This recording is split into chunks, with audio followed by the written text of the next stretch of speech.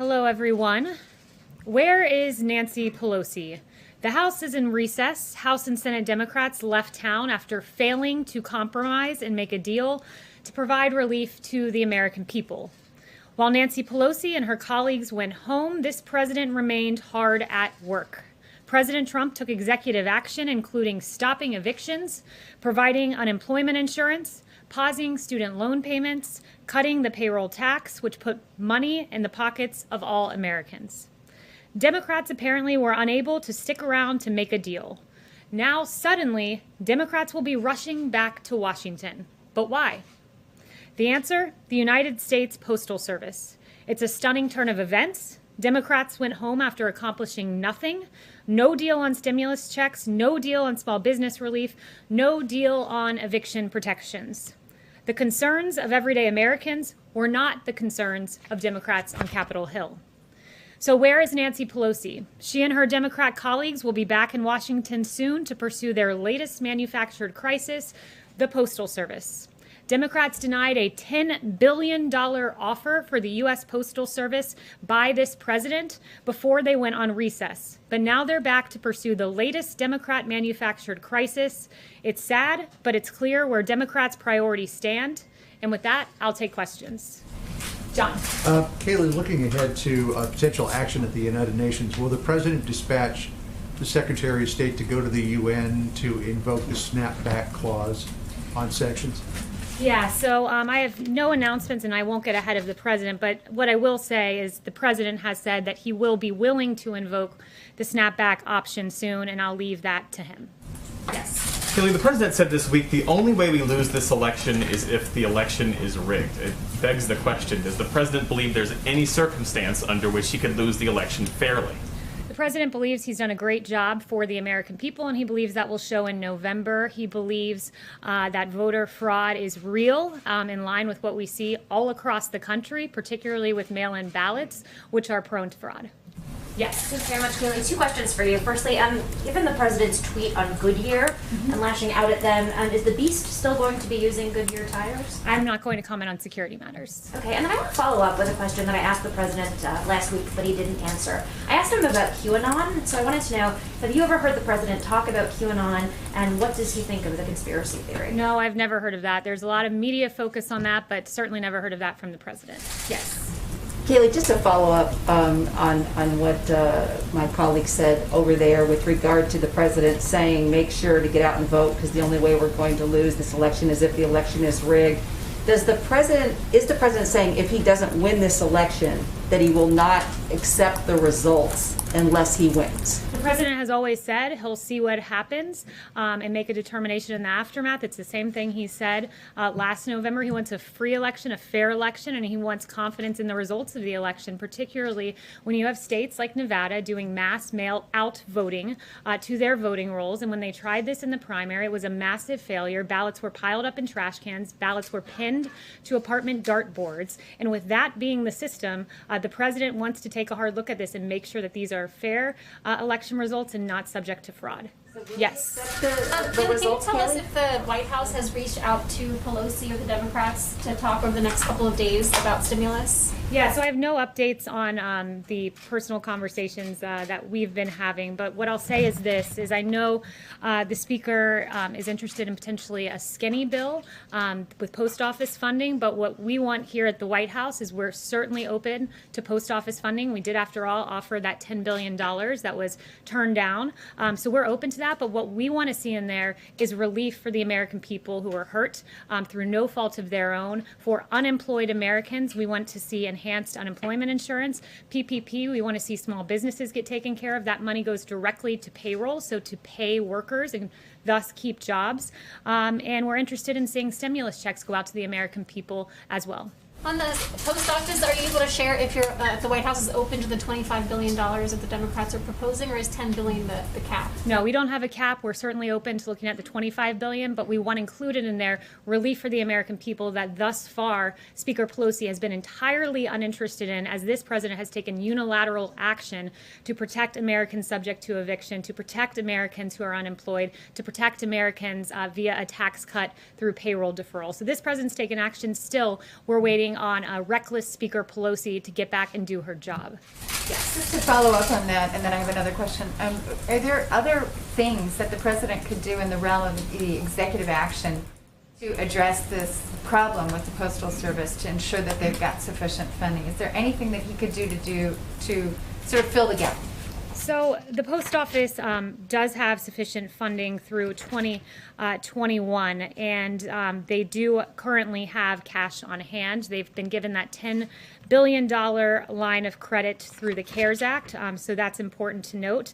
And look, we're looking at the post office funding to do with Speaker Pelosi, but that must also include money for our hardworking Americans as well. And the president, just to underscore this, mentioned yesterday that he wants to protect postal workers. These are great, hardworking Americans, and he wants to make the post office solvent and to protect those post office jobs. And he mentioned Amazon needing to raise the price of packages for Amazon as a way to help the solvency with the post office. Just follow up. So, with the recent agreement between Israel and the United Arab Emirates, there is great interest on the part of the Emiratis to purchase F-35s.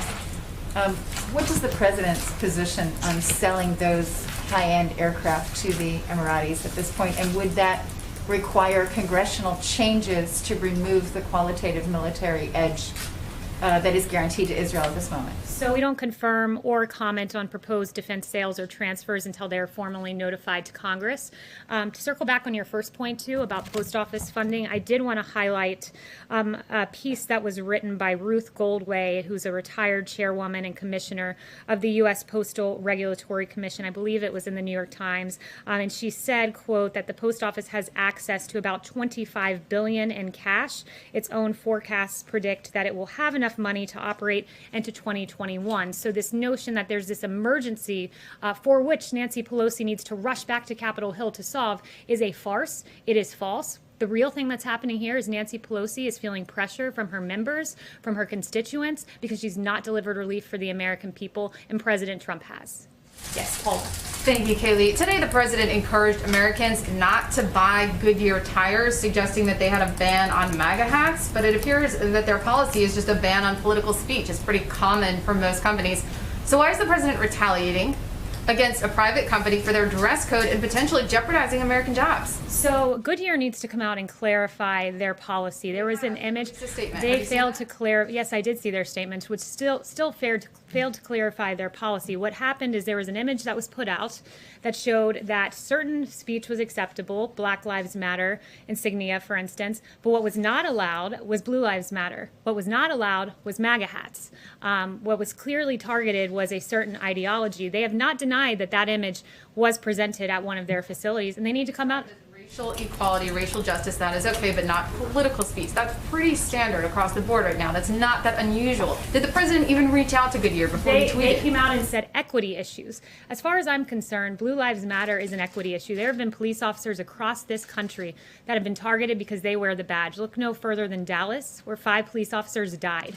So Black Lives Matter, an organization who's in their DC branch said Black Lives Matter means defund the police. One of their presidents in New York said we will burn down the system. We all remember in 2015 the yelling of pigs in a blanket, fry 'em like bacon at a Black Lives Matter rally. That speech is allowed, but Blue Lives Matter is not allowed. And I will stand at this podium and say Blue Lives Matter is an equity issue, and Goodyear needs to come out and acknowledge that. Yes. Well, so let me just address that. The reason he called for the boycott was over MAGA. MAGA is pretty much unanimous with Blue Lives Matter these days, if you've seen the endorsements. Yes. Hi, Kelly. Does the White House support rolling back those existing operational changes that Louis DeJoy has done at the Postal Service, like those mail sorting machines? He said he would pause the operational changes going forward, but do you guys support rolling back the ones that have already affected mail delivery? So the president made his position clear on this yesterday, and it is making the post office solvent via Amazon, package rates being raised.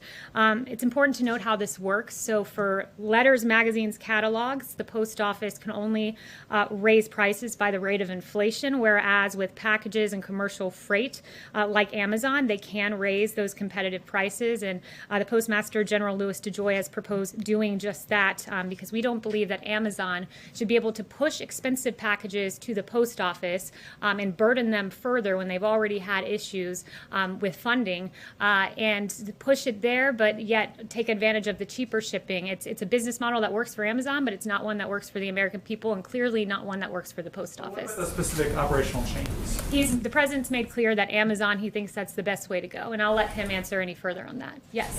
Thanks, Kayleigh. The president last night congratulated Laura Loomer for her primary win in Florida. He's also backed Marjorie Taylor Greene in Georgia.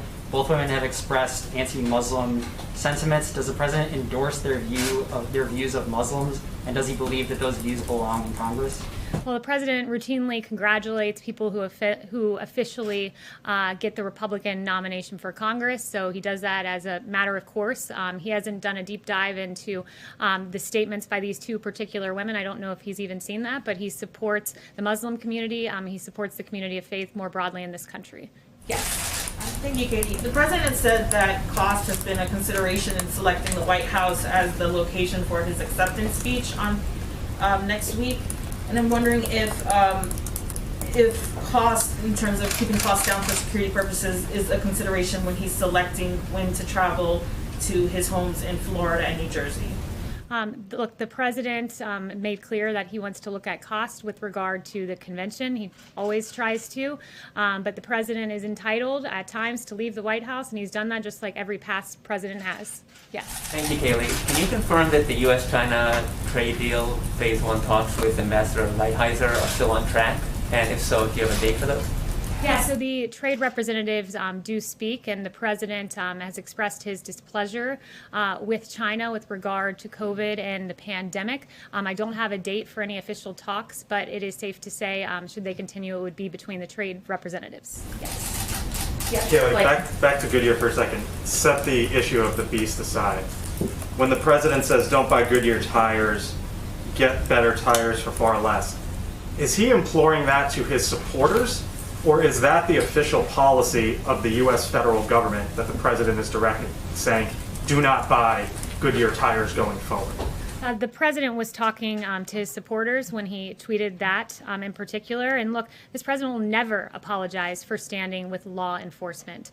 He won't. He thinks it's unacceptable. If you can wear a Black Lives Matter hat, guess what? You should be able to wear a Blue Lives Matter one too, particularly when our police officers are targeted like they were in Dallas, particularly when David Dorn lost his life amid these riots. He will always stand against our police officers and Blue Lives Matter for some reason not being an equity issue, as Goodyear appears to maintain. So for all the fleets out there that have Goodyear tires on them that inevitably need to be replaced, that is fine. Go ahead and purchase. I haven't spoken to him about that in particular. You can ask him later in the 5 p.m. hour. Yes, good night. Thank you, Kayleigh. As the White House continues to spearhead its vision and its victories for Middle East peace, what commitments does the White House hope to establish with the visit of the Prime Minister from Iraq tomorrow? Yeah, so that visit, we're very much looking forward to that tomorrow. The president looks forward to welcoming Prime Minister Kadami to the White House. The U.S.-Iraq strategic partnership is based upon a common goal for a stable, secure, and prosperous Middle East, and Iraq is a key partner to the U.S. on a range of regional security issues, including the enduring defeat of ISIS. So all of those matters will be discussed tomorrow. Yes, John. The president has been very bullish on the potential of convalescent plasma. And it appeared as though the FDA was poised to issue an emergency use authorization for convalescent plasma. But a number of the president's top advisors in the medical field, including Drs. Collins and Fauci, said, let's put a hold on the EUA. It's too early. We don't yet know about the true efficacy of convalescent plasma.